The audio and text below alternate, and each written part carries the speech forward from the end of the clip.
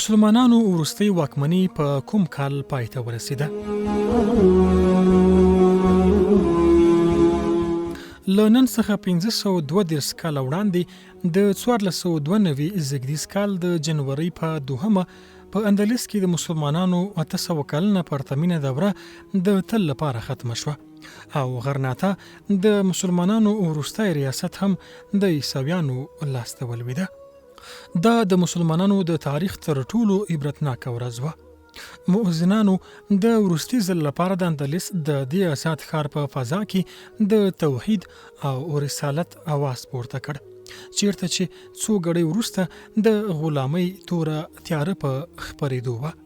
سهار مهال د غرناطې له سرکونو ان تر الحمرا ماڼۍ پورې مرګونې چوپتیا وه. د واورین موسم له کبله هر شی په لوګیو کې پوښل شوی معلومېده. د الحمرا هرې ګوښې سلګۍ وهلې. د ماڼۍ خدمتکاران د سامان یا کډې په بارولو لګیا وو او د ابو عبدالله مور ملکې عایشې خپل آس زین کاوه. داسې هم نه و چې د مسلمانانو شمیر کم و، بلکې یوازې په غرناطه کې 1 میلیون مسلمانانو میشت وو.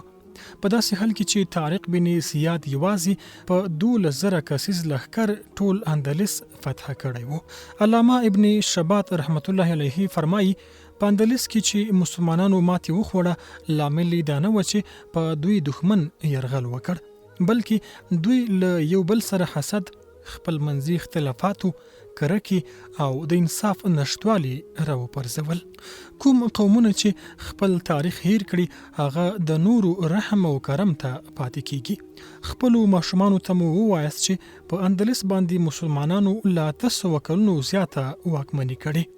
هغوی ته ووایاست چې دا یوه اسلامي ورثه ده چې له شام، عراق او فلسطین سره هیڅ توپیر نه لري، او هغوی ته په اندلس کې د مسلمانانو د حکومت د نړیدلو اسباب هم وښایاست. د خدای جل جلاله اصول دی چې کله وغواړي کوم قوم د عروج تر پوړیو ورسوي، نو تر هغه وخته یې عروج نه ختموي تر څو دوی خپله د دې بېقدري ونه کړي.